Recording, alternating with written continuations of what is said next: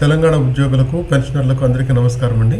ఇప్పుడే new employees health card portal అందుబాటులోకి వచ్చిందండి.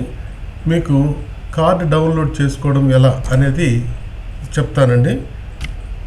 మామూలుగానే ఈ విధంగా ఇంతకుముందు నేను వీడియోలో చెప్పినట్లుగానే మీరు NEHS.telangana.gov.in ఎంప్లాయీ కొట్టండి.